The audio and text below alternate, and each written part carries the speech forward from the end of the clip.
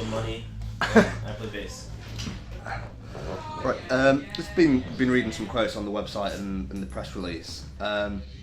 You said that you feel that the new record is the best thing you've ever done. What is it exactly that makes it so much better than the last record? I think, like, our last record was our first record, and I think Chad and Paul timing and everything else, but we were a real young band. We had to kind of write it in a rush. Triple Crown really and us together. We both were like, we just want to get a record out. Let's go fast. And like, it was really kind of a hectic thing. That's why, like, which has actually given me more respect for Paul Miner, who recorded it, and Chad, who produced it, because they really like made amazing things happen with something that was so rushed and down. Like we only had 10 days to, track the thing, and only had Chad only had 3 days with us. Yeah. So we're very happy with it, how it came out, but this time around we get to spend more time and everything. Everything was more well thought out, lyrically, musically, recording wise. Everything just was like. And it was just more relaxed. Like we were more comfortable. Like we had more time to, like you said, more time to spend on everything. So like there's no rushing around and I mean there was deadlines, but they weren't like super tight, like up to the last minute. I'd say the last record too was kind of like a culmination of everything from because the EP, we had written those songs so long ago, and although it was released in 2006, some of those songs were written 2005, even late 2004. Some of those songs, thinking about it now, and basically anything after we wrote the EP that we wrote ultimately ended up on the full length. So that full length was almost like a almost 3 year just of culmination of random riffs, random melodies that to be honest with you, it all kind of just got so mixed up and just so confusing that is this, it was kind of harder to nail down what we wanted to do.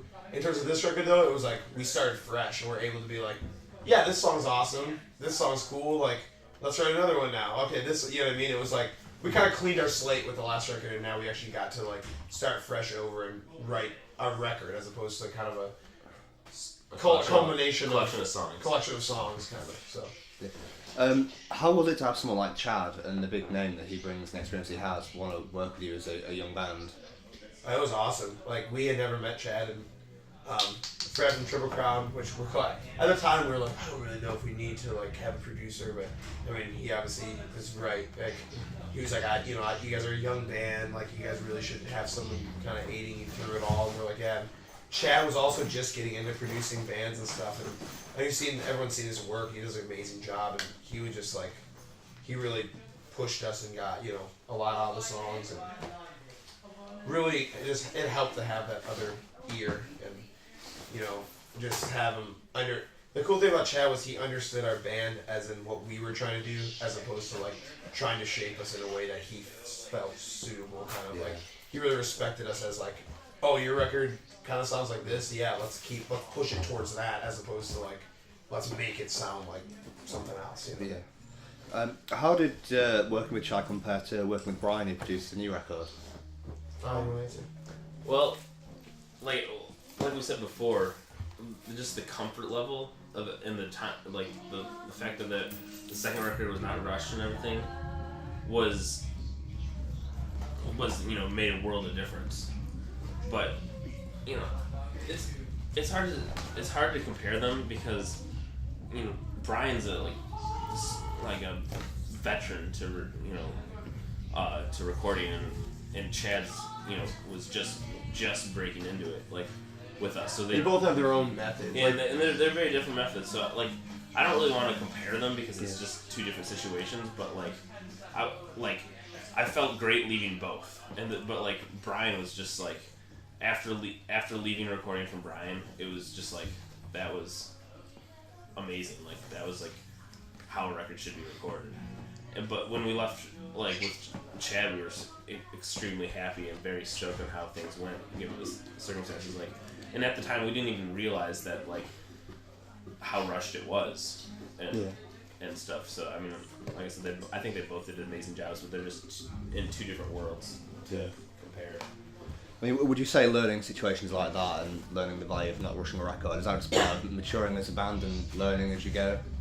Yeah, I think with this new age of internet and so many bands. It's kind of like a thing where people and tour, like bands, obviously with how everything's turned out, bands really need to tour now. Like, I mean, it's weird. It's like they either don't have to tour because they have the internet and stuff, but then if they actually want to like be a band and continue to do what they're doing, they then realize, oh, well, people don't buy this music, so I have to go on tour and make some money somehow and to fund recording or to fund whatever. So I think with that, a little bit of like kind of time with records has really kind of expired, and I think that's a bummer. Like, you know, you'll talk to a band and they'll be like, oh yeah, like we just got done with tour, we're gonna write for like 2 weeks and then go into the studio, and you'll be like, how many songs do you have? They're like, yeah, like 1 or 2. It's like a record is something to me that it's stuck with you your entire life. Like, it's like show your grandkids material, you know, like, oh, I play in a band here. That's the way I look at it. I think in general, regardless of how people look at it, regardless if they think they take faster than other bands, I just still think like you should never be rushed while writing or recording a record. I think if that means having to take time off from other things, it should be, because personally, I just think it's the most important aspect of this whole industry. Yeah. Although it's, like I said, it's an age where I think other things have kind of become the focus. So. You also said that you felt when you were writing the songs that it came more naturally than the songwriting had previously. Was there any reason for that, do you feel? Just explain that, you mean? You said in the press release, says that you felt that the songs when you were writing them came more naturally than they had before. Do you think there was any reason for that? Oh, I think it's just like we were really inspired to like write again. It was so long, and like that's what I think people don't realize is like, I mean, from basically the time a record comes out, when you actually think about it, a lot of songs on the record were written like even a year prior. You know what I mean? So from the last record, it's been years since we actually got to write a record, and we're just real excited and had all these ideas building. So that when we actually had time, it was like, okay, now's our time to get home and write. You know, we just got together and it was like, boom, boom, boom. Oh yeah, that idea, this song. And just like before we knew it, we had like a dry erase board. Before we knew it, we had like, 16 songs, and we were like this didn't happen last time. Last time we were like kind of struggling in a way, and this time it was just like we were like really just, I don't know, just came real naturally, like just with playing with each other and stuff like that. Right. And also I think that like this time we kind of had more of a vision of what we wanted to be as a band, and like kind of more of a direction of where we wanted to go, and so like that definitely helped like us, write a record. Yeah. Was it a daunting thing all having to go in and make the sophomore record, given that everybody had heard the first full length and had an idea of what that was like, but also needing to build on it and grow as well? Sorry, say it again. Was it more daunting going into to make it the second record, having had such good response to the first one? I think our band naturally, in a weird way, feeds off makes us want to do it more. And a lot of bands get pressure. They're like, well, people think we sound like this. We've always honestly been a band, at least in the writing sense, that like we kind of think that's all part of it. Like I like the fact that people not really knowing what is coming next. I personally like that with bands. And I mean, I feel the first full length, I don't think that's what people expected, and like I think it worked out for the better that way. And I think this will definitely not necessarily be what people expected, but I think they'll be pleasantly surprised with it. Yeah. Looking at the first record and the lyrics, which I've been sat reading, there seems to be a theme running through it of just kind of you guys taking stock of the world around you and just being like, okay, this is how things are, now let's just make the best of it. Is that something you've carried on in the writing of the new album? Yeah, definitely. That's always kind of been our theme. It's like, I always thought we try to point out negative aspects of life or the world, and then try to make the most sense of it that we can.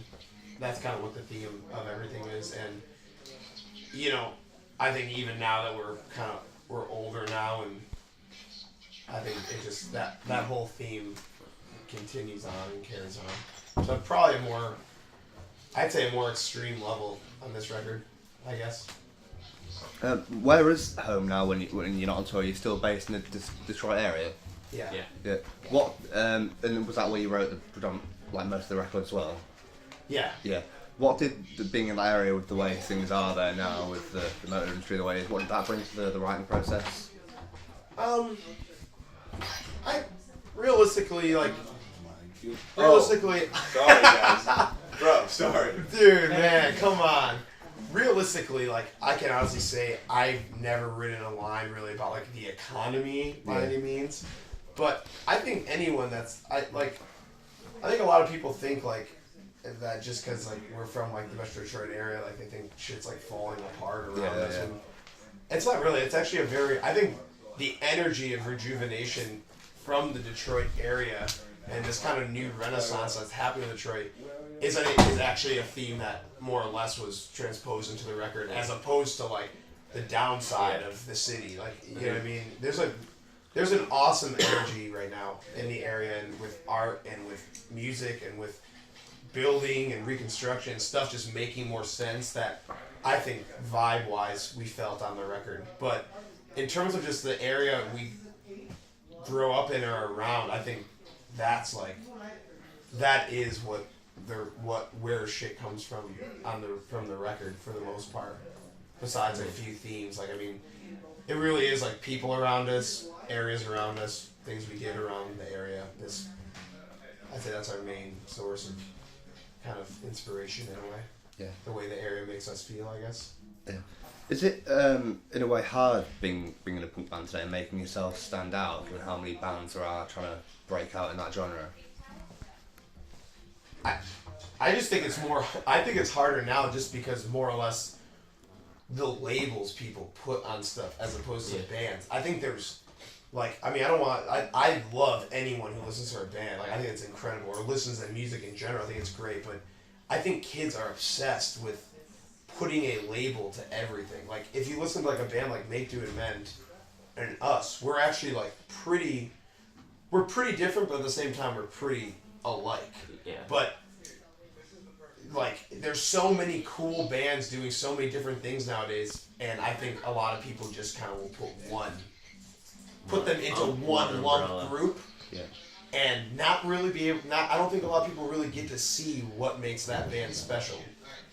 Because I'll listen to a band like Bounce and Composure, they posted a new song today, and I honestly am floored by that band, and I'm like, oh, like, this is another level, this is like, and I think sometimes just because people put them in, like, kind of this group of, like, a pop punk band, or a band on, like, No Sleep Records, or a band on Run for Cover Records, like, I think in a way it almost psychs out some people from listening to it, and the people that already are listening to it, I think it almost, like, makes them not really be able to listen to it from an outside the box standpoint and kind of really appreciate what certain bands kind of sound like. And the same goes with bands that aren't in that genre. Like, there's so many amazing bands that have come out, like, that aren't really in this umbrella of friends and labels, and that are, like, put out amazing records last year, like Iron Chic, and I mean a bunch of other bands where I think these kids would love these bands, but, like, You serious, bro?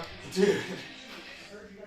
But they don't really know about them because they're so focused on one thing. And I think, if anything, that's the only thing that makes it harder. Because I think right now it's like a peak of creativity where I think people are doing a lot of different cool things again. Yeah. I think when it comes down to, like, labeling a genre of music, like, unless it's very broad, just is kind of dumb. Like, I mean, the names never mean anything. Like, and they change the type of music that one label has 10 years ago has the same label now, and it's completely different. Yeah. It just doesn't make any sense, and it's just kind of just pigeonholed bands to certain stuff. And, you know, I don't think really any good comes from it. No, that's true. I think it's just like, if you like music, you like music. Yeah, that's very, very true. We touched on briefly before the positive vibe from the last record. Is that something that's really important to you, to have people see on music and go, you know what, life might be a bit shit, but fuck it, let's just crack on and make the best of it? And for people to feel like that when they listen to you? Yeah, I mean, I don't think it's like everyone needs to hear that. I mean, there's negative music that everyone listens to that stays completely negative, that I think that's also therapeutic and good.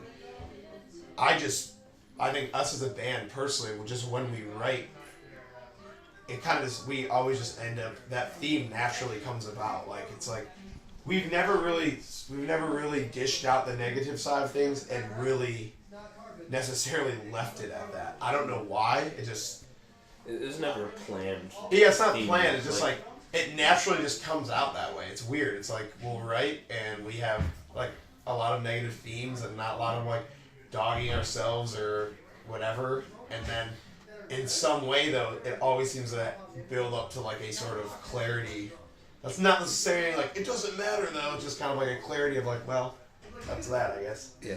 And I think that's just maybe that has a lot to do with our personalities and our attitude in general. I don't know. It really does naturally just kind of come about for whatever reason. Do you have any favourite songs from the songs off the new record that you particularly like? I think like, wow, that's actually turned out really cool. I think the whole record turned out really cool. I think one of the band's favorite tracks is the opening track on the record. It's called Arrows. But like, I don't know. I think everyone has their own personal favorite. Yeah. But where's Someone's phone going off? But that's like one of the samples of one of our new songs. Who's Megan? Really? It's a record really where we've actually listened to it as a band, and like every song it's like, oh, this song because I like this part. Like every song has its own thing. That's something that makes the record so special to us. Every song has its own place on the record. Yeah. I know how many times have you two toured here before? I know you were here for Sandbank Festival last year. We did one tour the first time over here. It was Set Your Goals and Broadway Calls. Yeah. It was a UK/Europe tour, and then we came back for Slam Dunk, and then just a few random dates in here. Yeah, that's at their time. First like proper headline, so it's like pretty cool. So, and how do you feel to finally be having your own headline run over here? It's awesome. It's definitely like a personal milestone to be able, first headline tour in a different country is really, really cool. We've been wanting to do it for a while now, so it's cool that it worked out. It's been awesome. Obviously me too, man. Save a Breath are awesome fans and great people. The show's been really fun, really cool. Stoked about the show tonight. It's gonna be really fun. And how do you find touring here and sort of kids that come to shows and the way the shows pan out compared to playing shows back home? I find the kids here at the shows, I think they're more excited because like it's not quite as oversaturated with shows as the States are. And this year's been great. Like, it's our first time headlining, so we didn't know quite what to expect, and some places are better than others. But overall, it's been amazing to be able to come over here and like kids be really excited to see us, and like we're so far from home, and kids come out and see us. Like it's awesome. I mean, I've heard other bands say before that they feel American audiences are almost spoiled by how often they have bands like yourselves playing shows in their area. Would you say that's a fair thing to say? Yeah, I mean, I guess it might work both ways. I mean, I've heard like some friends on the tour mention about how they've seen like bands from England or just from the UK in general, and they play a lot and kids start getting a little sick. Alright, I've seen them a million times. So it could be different that since like we're an American band and a lot of friends of ours are American bands, since we come here, it's like we don't come here very often, so kids are excited. But I mean, I don't know. There's just I think there is a lot of shows back home, and I think kids don't really realize, I guess, how just from over here, I don't think they realize how lucky, I guess, how much other people may want to see the shows they get to see and stuff like that. Yeah. It's a lot less common over here, at least, like lineup wise and stuff. But I mean, at the same time though, I will say kids in the States drive, like, you guys have a lot of bigger cities closer in a more congested way. I will say kids back home, it's common, like a venue that just closed down in Michigan called Static Age. That's where a lot of like hardcore and punk rock shows were, and I mean that's an hour from my house and from where we live, and like we would go there like that was like a place for shows. And here you can talk to some people, and some people are like, that's 20 minutes away. I don't know. Oh yeah, it's like it's playing in my town tomorrow. How far is it from the show yesterday? Oh, like 30 minutes. And it's like, but I do understand, people here also don't have cars as common, so I think it all is this kind of a mess of just two different worlds. Two different worlds, Cultural really. difference, Yeah, cultural difference. I do, for some odd reason, it could just be because we're not from here, like, kids do seem to be so much more excited about music in general over here. It's more of a part of your culture, I think. You guys have shows, and you guys have, like, dance nights after shows with music playing, and people get as much into that music as they do the show itself, and we don't have that back home. I just feel like the kids are way more like attentive to the whole scheme, the whole bands that are coming out. I mean, it's cool that like bands like us or One Years or Man Overboard are played in clubs and stuff, and people dance. It's just crazy. It's cool. It's fun. Have you had much chance to sample sort of nightlife over here after Yeah. shows? Or? Oh, we love it. Yeah, because it doesn't happen back home. Like after a show back home, we just like go out to eat and go to sleep. This place, Yeah, it's cool. It gets It's wild. like, it's cool that you have like an instant way to like hang out after a show. You know what I mean? It's like No one has to part ways. right back home. It's like the show's done, and you're like, What do we do? you're stoked to be like, oh yeah, let's go get food or hang out. But then you go do that, and you're just kind of like, well, That's that. that's that. I don't really know what else we can do now. Here it's cool. It's like the show's done. Everyone doesn't really have to commute. Everyone's like, you stay, you hanging out, yeah, and then you can hang out and have fun with your friends. Like I think that's cool. Like none of us in our band are even like insane partiers by any means. We just think it's cool that to be able to play a show and not really have to go anywhere and have this like fun environment kind of begin and be able to be goofy and make ourselves look like idiots and have fun. That's really cool. And I think, like I said before, I think it kind of involves just a music culture more in general than it does in the States. I think it kind of makes the whole night more of a musically centered experience, I guess. You checking out the Slam Dunk Night after the gig tonight? It has a pretty good reputation around here. Yeah, this place is crazy. Like every time we play Leeds, it's like nuts afterward, and I think it's so funny. What if Fuel Girls are making appearances? Yeah, there's these girls called Fuel Girls last time, and it was like realistically the stupidest thing I think I've ever seen. But the fact that anyone even thought to have that is hilarious to me. Like it just shows how crazy it is kind of over here. It is hilarious. I guess we should probably start to wrap things up. What would you say to fans who necessarily haven't heard you yet to try and get them to check out the new record? I would say just listen to it for yourself, and you know won't put any sort of title on it. Just if you're a music fan, like anything, I mean, just give it a listen. If you like it, listen to it. If you don't, you don't have to, I guess.